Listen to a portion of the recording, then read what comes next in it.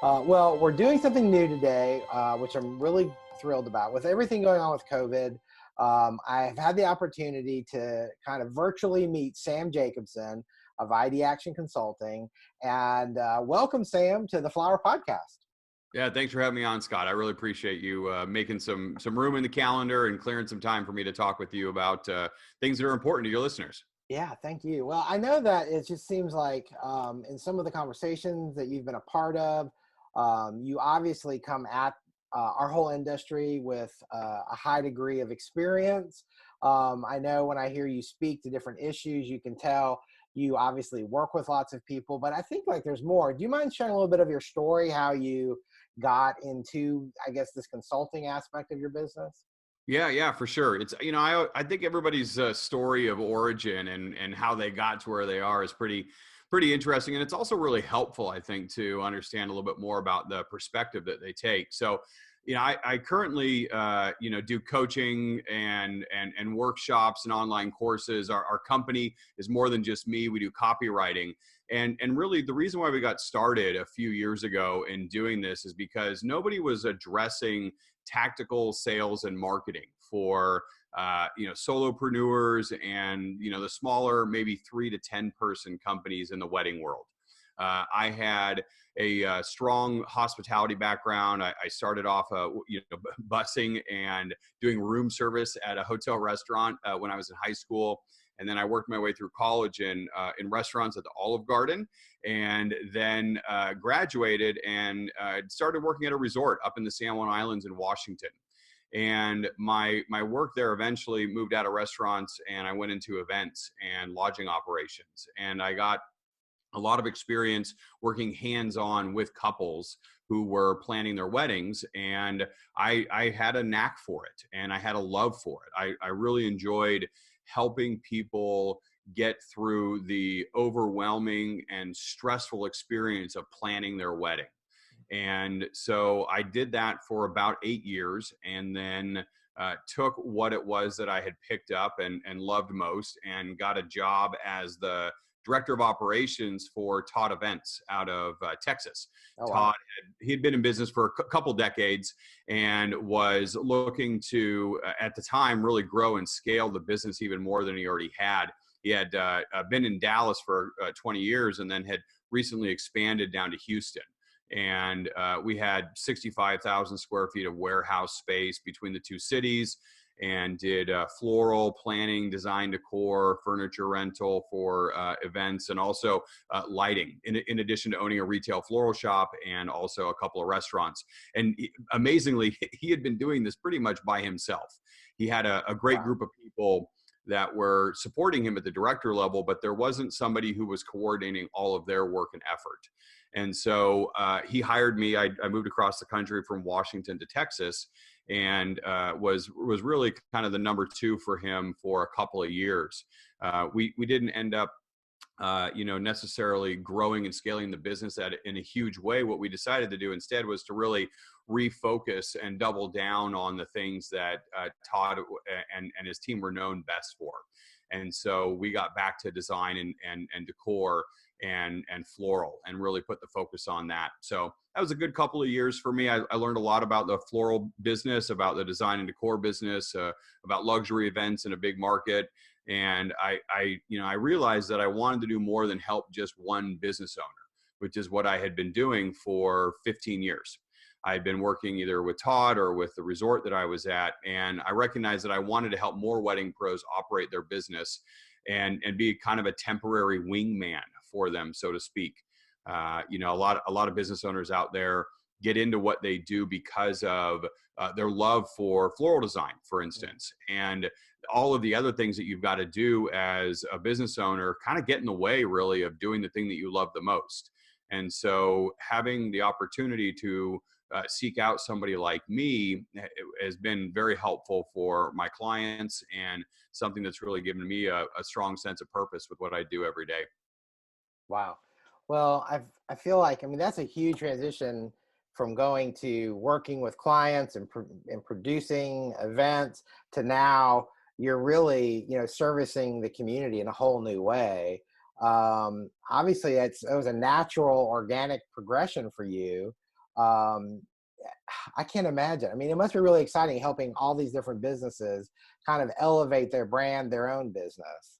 It is. It is. I think one of the things that I've always loved being is a number two. I've loved supporting other people. I was born to be a leader.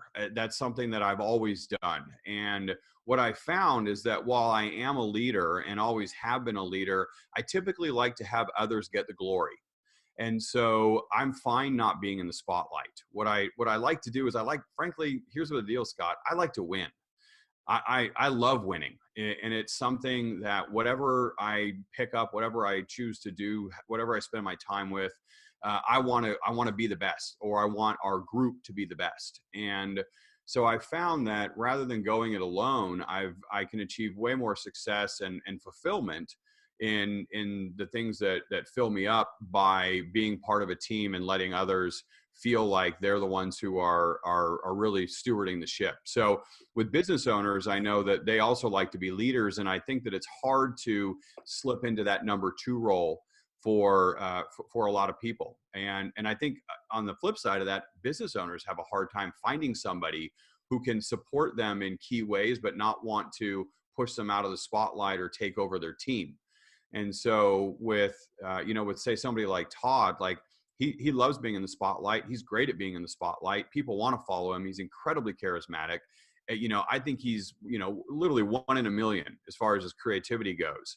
And what I know he also needs, somebody like him, is somebody to take care of all the stuff behind the scenes. He would talk, for instance, about walking around and like having a bag full of seeds, like Johnny Appleseed, and he'd just walk around and like throw them up in the air and they'd fall behind him. And he would need a team of people to go through and like feed and water and fertilize and, prune and make sure that like the tree would grow up to be something that would produce something else.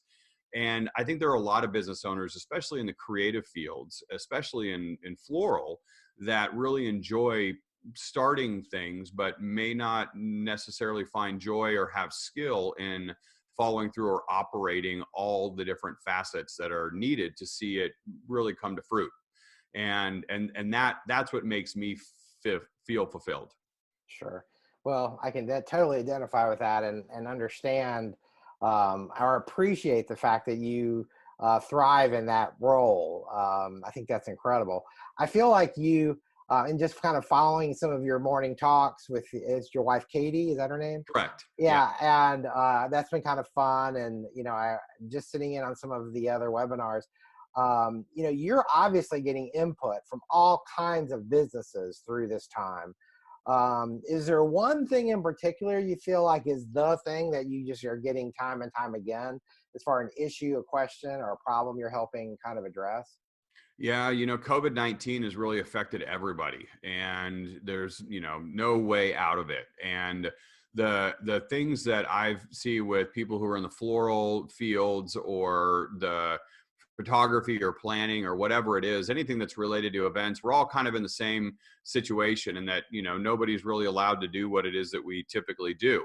Right. I think the number one issue that's popped up in the short term right away, a month ago in mid March, was what do we do with all of these people who want to postpone or cancel their events?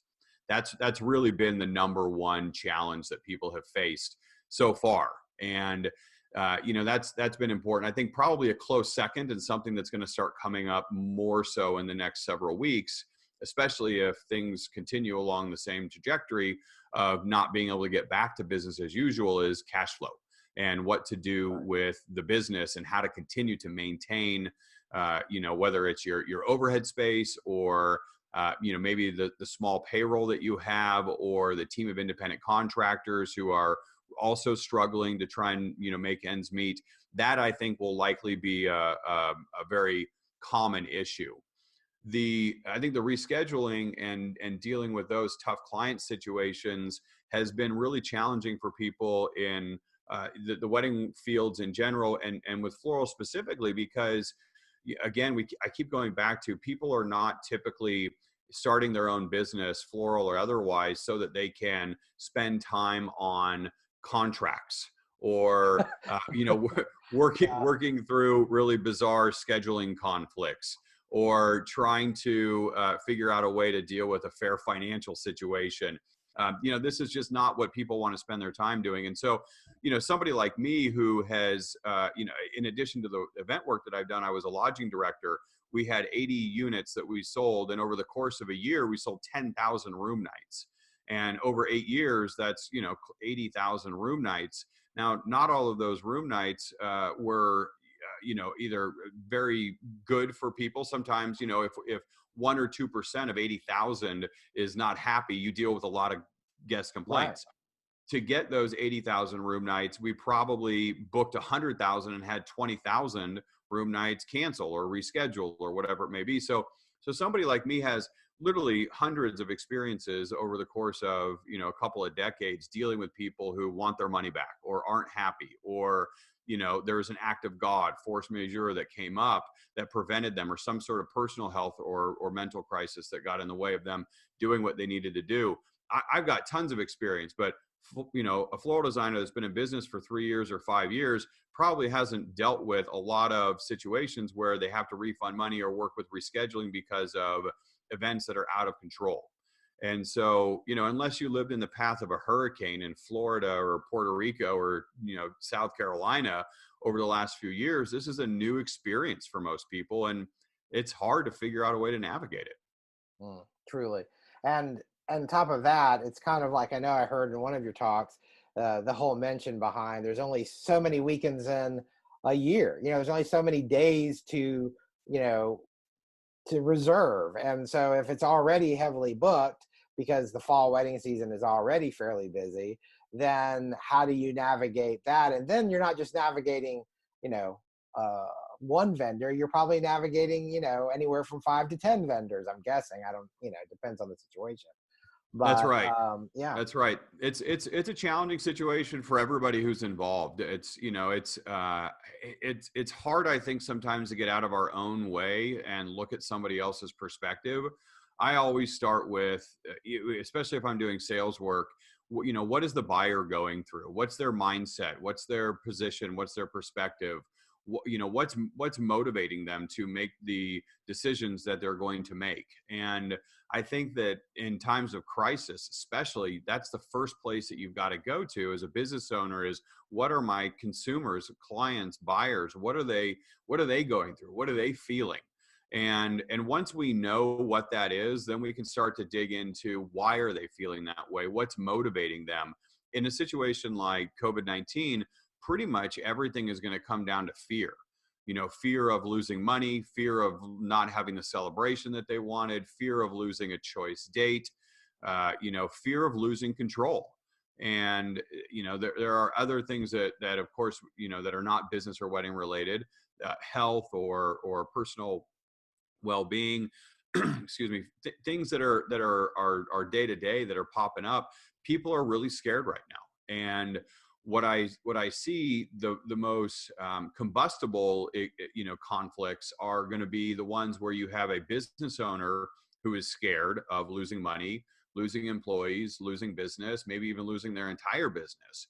And when that combines with somebody who is getting married that's scared of losing money, or losing their dream wedding, or whatever it may be, those two things come together and it's fireworks. Yeah. And so doing what can be done to prevent that situation from happening has really been my number one piece of advice, is how can you get into the mindset of your clients? How can you connect with them and communicate with them from a place of empathy rather than fear? Well, and that's not always and I'm glad you said it the way you did, because depending on where your mindset is at the time of the phone call might depend on how much empathy you can muster, almost, or how, you have the weight of the world on you, so to speak, and now you're trying to listen and sift and do that. I mean, is there anything that you advise your clients and as they approach this, like how's a good way to do that? I mean, obviously, my first reaction is just to shut up and be quiet and listen. But that's not, but there's still skill in that even, right? And so, I mean, how do you walk people through that process? You got the best piece of advice right there, Scott. Shut up and listen. You're right. It's really hard. Even when you were saying that, I wanted to say like, yes, you're right. And there were 2 or 3 times that I wanted to say, yeah. So yes, that's a really hard thing. So shut up and listen is certainly something to do. Getting yourself, I think, before the phone call to, identify two important things. Anytime you go into a negotiation, you want to know 2 things. 1, what do you want? And 2, what are you willing to settle for? Right. And so having those bookmarks, or those bookends of this is what I want, and I'm not willing to do anything less than this. Anything that's in the middle then becomes acceptable. And what that does is I think that opens up our mindset to be okay with more than just the ideal or the perfect or the optimal. And knowing that you're already willing to come to a compromise, to a win-win situation, I think that's a really good place to start. I also think that there's some things that you can do, early on in the conversation when you first hop on, by asking some questions. Like that goes along with shut up and listen. Mhm. But I think it's really important to start off with that and to really specify to people who are listening to this is that you've got to ask not just questions, but the right questions and open-ended questions, and make sure that you're getting as much information as possible. One of the things that I find that happens pretty regularly is that we wrongly make assumptions about what's motivating somebody to do something. Right. I read something somewhere that said that 70% of all business owners know what their customers want, but only 25 to 30% have actually asked, "What do you want?" Wow. And so I think that we oftentimes put a lot of assumptions into the middle of the conversation, and it's best to check those assumptions early on and just ask, what's on your mind is a great question to start things off with. Asking somebody like, how are things going for you? What's the day-to-day been like? Why are you feeling this way? Was there something that came up that triggered this particular, feeling or emotion or concern? Asking clarifying questions to really truly dig into it. We too often, when we're coming from a place of fear or from a self-centered rather than a client-centered approach, we oftentimes get into a defensive posture where we immediately start coming up with reasons why we're right or we have to do it our way. And we're coming up with solutions that we don't even know are addressing the real problems. And so, I think that that's really important. In any problem solving model, the first couple of questions are typically, is there a problem and is there a commitment to solve the problem? And I like to really come from that place in the beginning of, hey, like, it seems like we've got an issue here. Am I right? And then they say yes. And then it's like, well, what are we like? Are we going to do something about this? Or do we want to continue to let this be a concern? No, let's do something about it. Great. Do you think that we should work together on this? Absolutely. We should totally work together on this. Well, cool. Well, how do you want to do that? And that's where you can let the other people, say, I'm into doing this with you. I'm into solving a problem with you. Let's work on this together. And then, yeah, thank you so much for offering the opportunity for me to lead the path out of here. And I think that even though it gives control to the other person, it puts you in a position of power because you gave away the control. And that means you can always take it back at any time you want. Do you think that's naturally easier for you, being that you come from the mindset of thriving in that number 2 position, where it's really a natural response for you to um, just sort of open that door to let them walk through? Yeah, that's a great question, Scott, because no, it's not natural at all. Okay. And it's, but I want to be clear, like, it's not natural to me either. Okay. So while I'm a sales coach and, help people out with, leadership or running their businesses, I'm great at that, right? Like, that's my strength. People hire me because that's not their strength. What I can tell you is that a lot of the things that I've learned that are successful in sales are, learned from a coach that I had, not for sales, but for soft skills. When I was having some challenges with leading my team in a way that made people feel good about how we were achieving the result, not just what we were achieving, I recognized that if I was really going to get to the top of my own game, I needed to get a coach myself. And so while something like sales came natural to me, you know, the soft skills, the empathy that I needed to demonstrate as a leader was not something that came natural to me. And so I hired an executive coach. I had a 360 evaluation. I went through 20 hours of coaching where I developed this soft skill of listening to hear and learn was one of my, my action plans, and that I had to learn to listen. It was not something that I do naturally. And so I had to develop skills in listening and empathizing with people to make the kind of progress in getting people to feel comfortable to follow my way of thinking. And so I do think that it doesn't come naturally for a lot of people. I think that there's a lot of opportunity for everybody to learn a little bit more about Yeah. empathy and listening, active listening, and that's something that I think is really helpful for sales, and also helpful for leadership, and helpful for customer service. Hmm. Well, I really appreciate you saying that, because I feel like a lot of times people don't give themselves enough grace or understanding. They're like, well, I don't, if you think of someone in your position with your years of experience, still seeing the benefit in getting coaching to help sort of develop those skills, then really probably all of us, that could be an entire workshop for a weekend for a bunch of people almost. Because I definitely, agree. yeah, I it's agree. definitely not something that is a popular topic that people feel comfortable talking about. I do want to. We got a ton of things we could talk about. You touched on something earlier that I'm seeing happening, and I'm just curious what your thoughts are on it. Um, you mentioned that you felt like the next sort of wave of challenges are going to be cash flow. And I am seeing some of these wedding and event designers, businesses trying to sort of evolve their business into doing more retail, of course, within the parameters of, social distancing and as little contact with the client as possible, whether it's a drop off or no signature, whatever it is.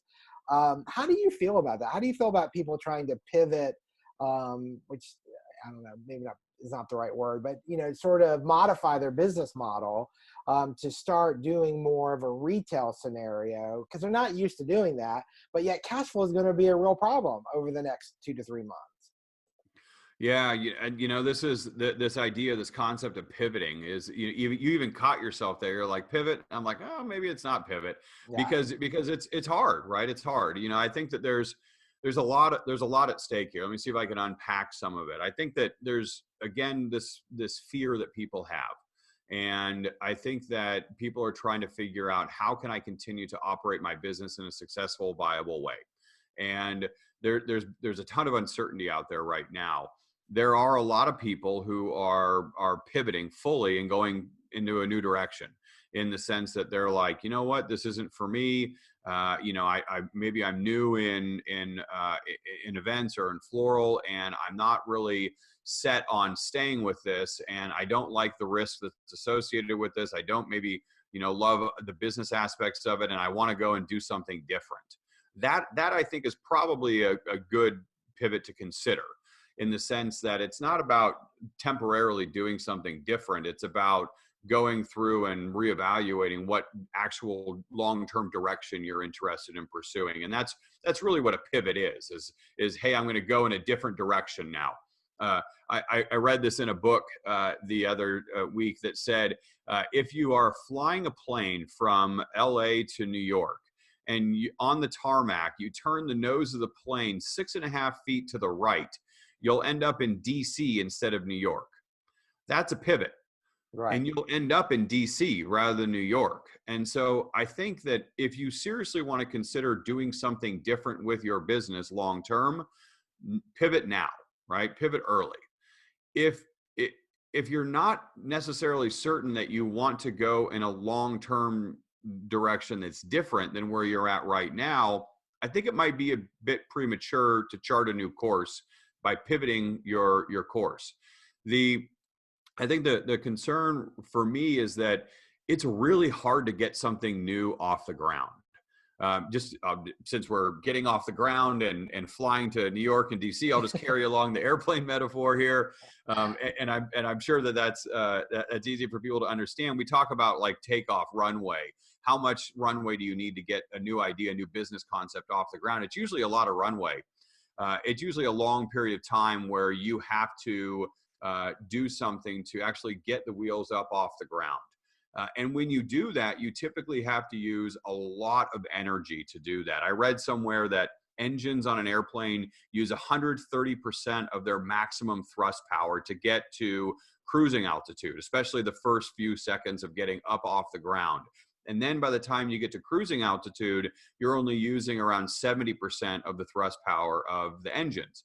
And that's because it's really hard to get off the ground, but it's much easier to stay at cruising altitude. So if we look at what it takes to get a business going, it's going to take a lot of runway, so a long time. It's also going to take a lot of energy, focused energy. And I think it's hard for a lot of people right now to focus on anything because we're so out of sorts. You know, most of us aren't spending any time really outside of our home. And so doing things that you need to do to get a business going that involves doing more than just being in your home or connecting with people virtually, I think is going to be really challenging right now.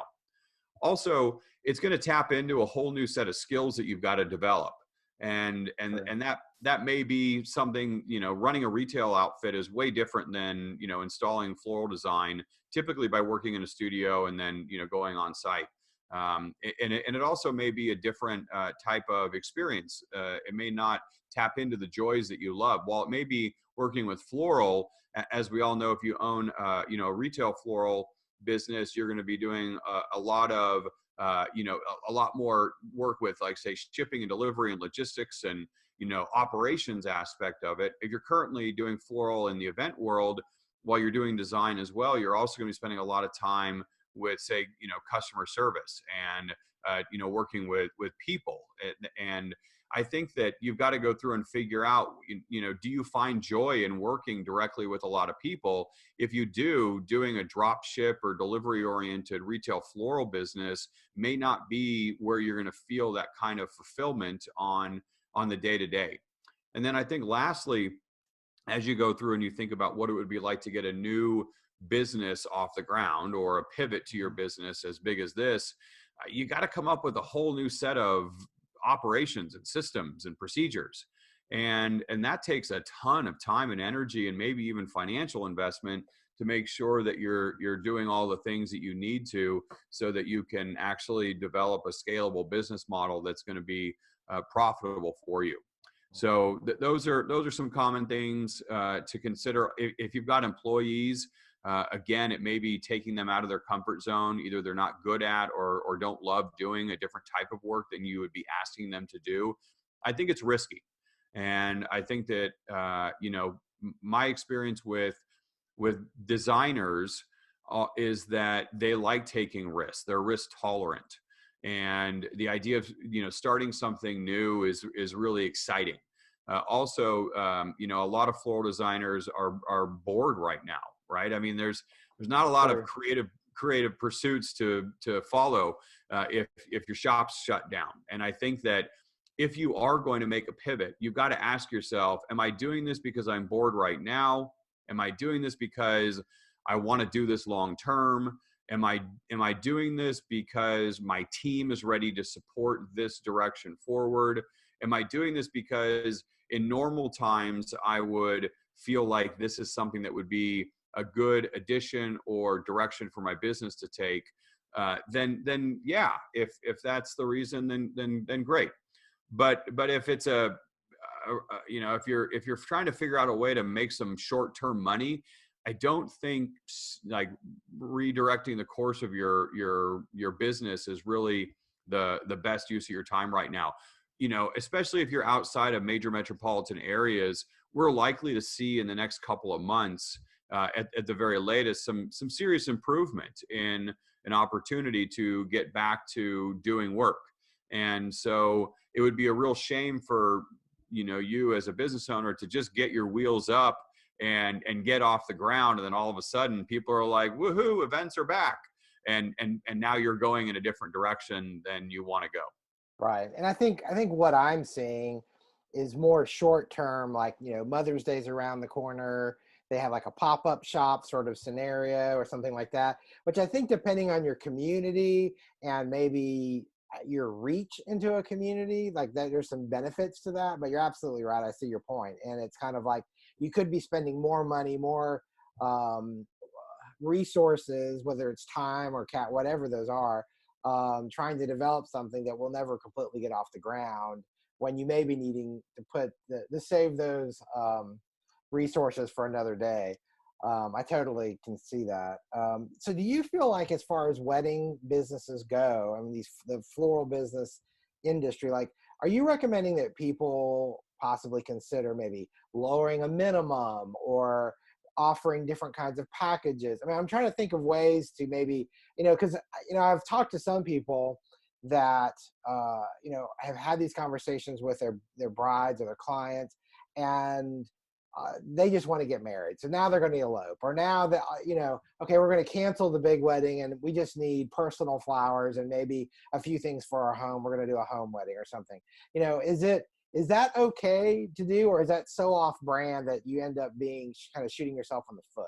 Does that make sense? Yeah, no, it makes perfect sense. It's a great question. I was on with a client yesterday. He's not in the floral world, but he very similar scenario of like, what do I do with this? How do I deal with the changes in what likely is going to occur with it could be smaller events that are necessary over the next 12 to 18 months. And so how to deal with a shifting landscape like that. I think here's the deal. I think that when you go through and you evaluate what you should be doing with your business and what your services are, you've got to go upstream from that, because the services that you offer to your clients are really solutions to the problems or the needs that they have. And so when we go through and we evaluate like what we want to do with our business, we've got to make sure that we're following what the clues are that the buyers that we have are or we want to have are leaving us. As an example, like with my own personal business, we started off doing consulting work. I was like, I'll do consulting work for any small business. And then I at one point I was a tap dance business development director. I don't know anything about I know about how to grow a business, and I can provide some direction. I was a great wingman for that business owner, but like that wasn't something that I knew that I wanted to do long term. I worked for a company where we did sun hats, and again, we did good things, but it wasn't something that was going to work for me long term. But what I was doing was I was really trying to figure out, what do my clients want? What I found is that event businesses wanted to work with me. And then after a year of doing that, I really honed in by listening to what event business operators were struggling with, what the problems were. And the problems were sales. It was how sales and pricing.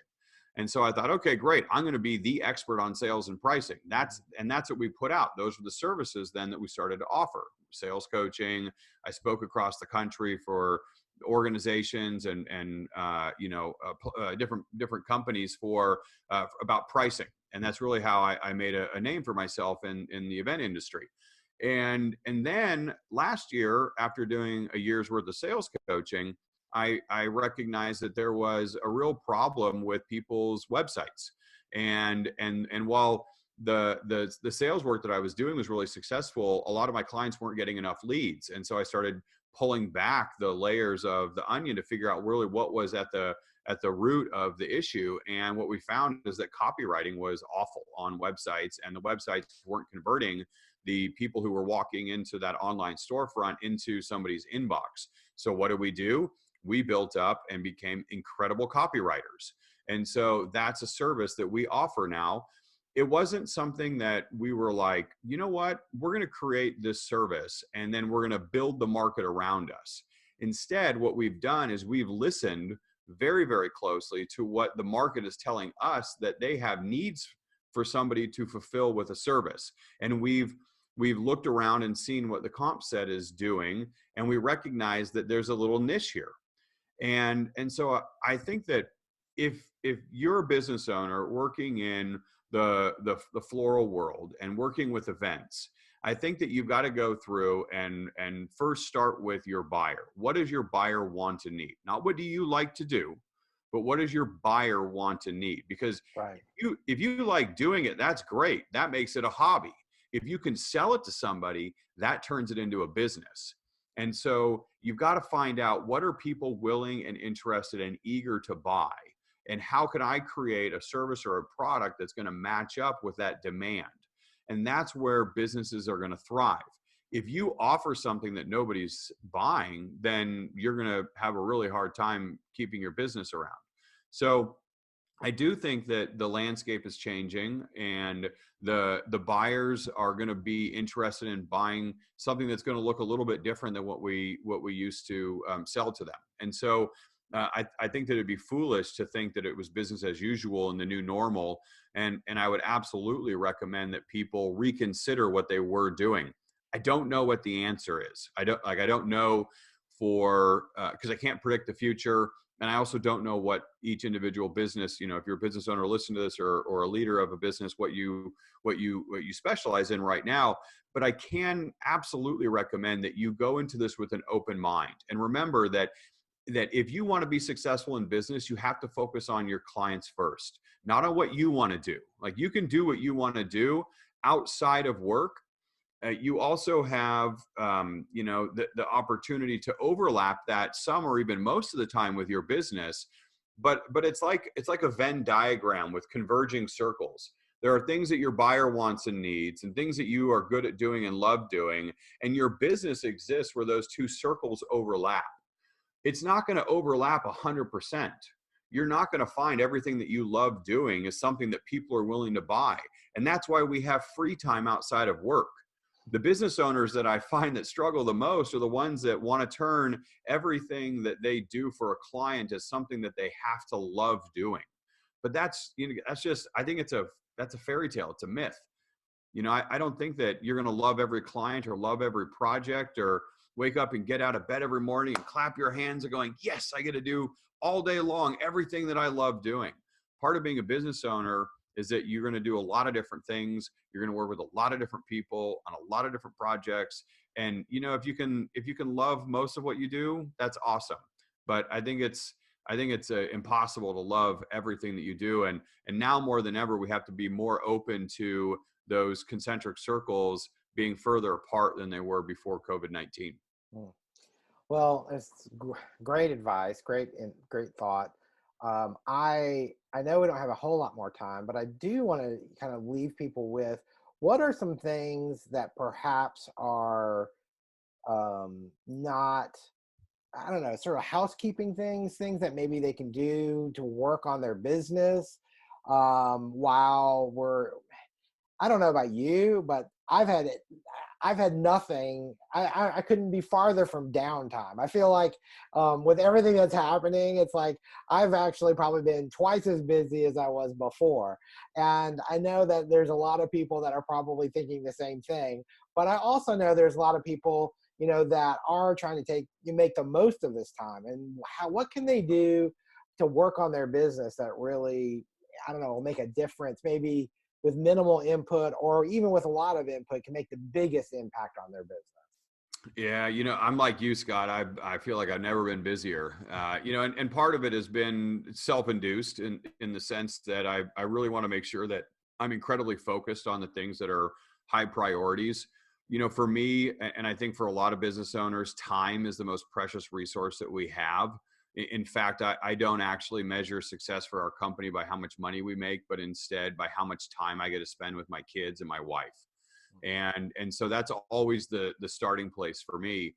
And so, I think that while we've been busy now, I agree there's not a lot of people who are fully busy right now. And so, they have a lot of time, that still is the most precious resource that you have. And so you've got to guard and protect that and cherish that.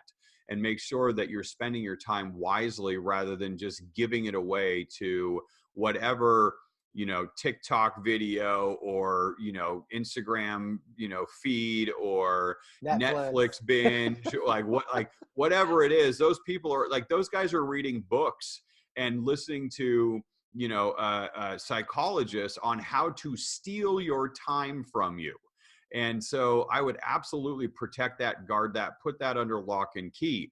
And one of the things that I think is really challenging right now is that so many people are going through a grieving process, Yes. a grieving process of, for like a month ago was denial, and then it was anger, and then sadness, and then alternating anger and sadness, and then bargaining, right? And so finally, I think we're starting to come through to this acceptance, right? Where we have moved through the stages of grief, and we are now accepting that this is the new normal and that we have to do things in a new way. And many people are not yet through that. So if you're not yet through that and you're listening to that right now, where you're still bargaining, or you're still going through the alternating sadness and anger, or maybe you're still in denial, that's okay. That's the thing with grief, is that you've got to move at your own pace in your own way, but definitely embrace the emotions that you're going through. When you do get to the point where you are accepting the new normal, the new reality, there are absolutely things that you should be doing to fill your time. And in fact, it's almost like a chicken and the egg scenario, in the sense that you'll move through the grieving process faster the more you focus on things that you can control and that do fulfill you. And so, we can't predict what's going to happen in the future, but we can prepare for it. And I'm recommending to my clients and to the people who watch us on our Instagram morning show, and the people who are tuning into the free coaching that we're doing on Thursdays right now, are really to focus on three things. Number one, prepare for upcoming postponements. This is something that we went through in the middle of March, and after a week or two tended to slide away from our radar. I get the feeling that there's going to be a new round of postponements and rescheduling that's going to happen after states start to finalize how long we're going to be in this lockdown mode and what it looks like to open up. I think that the governors of individual states are going to start to provide some direction on that in the coming weeks. And when timeframes and limits to number of people who can gather at any given time in that time frame, when that's announced, there will likely be another flood of cancellations, especially if this goes into May and June. And if it goes into longer, of course, there's going to be that effect as well. But I do believe that people who are holding on for hope in May and June are going to find that to be something that's going to be a struggle to hold on for much longer. So work with your clients, reach out to them, not just once, not twice, but every week. Check in on them, see how they're doing. Just drop them a line. Hey, thinking about you. How are things going? Can I do anything? If people are nervous, or you sense that it's necessary to push them a little bit more into thinking about what plan B is, work on getting that set up with them, so that when an announcement does come that you have to postpone an event, that plan B is ready to go and in place, and that it's easy and not very stressful to make that move. So connecting with clients, focusing on plan B, that's the first thing. The second thing I would recommend doing is preparing for new 2021 bookings. We know that dates are going to fill in pretty quickly for fall. We don't want to break our own backs by booking too much business in 20. I think that we've got to throw out 1-year goals and start looking at 2-year combined goals of 2020, 2021, and start figuring out, what are you going to do to get 2021 bookings in the door? So for that, I would absolutely focus on your website. I would focus on creating content, both for your website and for social media, and putting it out there. I was looking at a client's website this morning, and typically she gets between 20 and 30 people a day who look at her website. When she posts new blog content that's relevant to what's happening right now, she's getting between 200 and 400 people to visit her website. So we're looking at, 10 to 20-fold normal traffic. And these are things that are really important, because we know from the numbers that are coming in from reliable sources that people aren't buying a lot right now, but they're still spending a lot of time online, especially on social media and your website. So put out relevant content, put out content that's going to talk to people's needs. Let them know that you're being sensitive, but also give them some information that they can really have a good length of time to digest and to process and work through. Because if you can do that, they're going to be more informed and they're going to feel more trust with you when it does come time to actually make a purchase decision, whether that's a couple of weeks or a couple of months down the line. So that would be the second thing. Make sure that you're ready for 2021 by building interest and desire in what you do through social media and most specifically through your website and the blog content that you put up. And then the third thing is that I would absolutely get ready to be incredibly busy in the fall or the spring for next year. If you're used to doing a 7-month or an 8-month season with floral design, or 4-month or 5-month or whatever it may be, get ready for that to be condensed down to 2, 3, maybe 4 months. And as you get busier in that time period, you're going to find that you're just paying attention to the people who are directly in front of you, those clients that you're already fulfilling that have paid you already. And that doesn't leave a lot of time for you to work on getting new business for the next 6 months or 12 months. So if there are things that you can do right now to streamline your workflows, to prepare social media or blog content, and to make things easier for you to attract and process new inquiries, that's going to be incredibly important for you to maintain that flow of business in your pipeline in the fall and winter of 2020, because you don't want to be so busy that you can't take on new business. Well, great points. Great points. So Sam, what is the best way for people? I know, I think I noticed earlier that you've extended some of those group coaching, the free ones that you're doing. What are great ways for people to connect with you or to find out more about you? Yeah, I appreciate that, Scott. So, if you're listening to this and you're interested in learning more, definitely hit us up with a follow on Ideaction Consulting on Instagram. We post daily. There's little tips and tricks that we put in there on our feed. We also do More Cowbell, which is our morning show, for about 15, 20 minutes. It's me and my wife, who is our head copywriter. She's got 20 plus years of sales experience, most of that at a Four Seasons in Dallas. And we like to think that we're funny. I get in trouble quite a bit by saying stupid things in front of a public audience. And, it's kind of fun to watch Katie run me through the ringer. But we deal with the day's issues. So that's kind of fun. We have a great newsletter. I write every week on Tuesday, original content talking specifically about sales and marketing or leadership advice for people in the wedding industry. And that's something you can hit up on our website, ideactionconsulting.com. And you can find that by scrolling all the way to the bottom and filling out the contact form there. I think if you are interested right now and you're within a month of April, mid-April, late April, we are offering free group coaching. We have over 400 people who have signed up. There's no strings attached. It's for anybody who's in the wedding business. And we go through very tactical, specific advice on things that are happening that day, that week. There's so much that's up in the air right now. This is a great opportunity to get business advice and sales and marketing advice for issues that you're currently facing. It's a Zoom call. If you can make it, it's Thursdays at 11 o'clock Pacific time. If you can't make it, register anyways, and you can get the replay. And you can register by going to ideactionconsulting.com, and in the promotional bar that's up top on the website, you can click that link and then fill in your email and phone, email and name, and you'll be registered and good to go. That's great. Thanks so much, Sam, for being on the Flower Podcast. Good luck, and I'm going to keep following you. So have a great week. Yeah, great. Thanks, Scott. Appreciate you having me on, and everybody who's listening, thanks so much for the opportunity to share some of these ideas with you.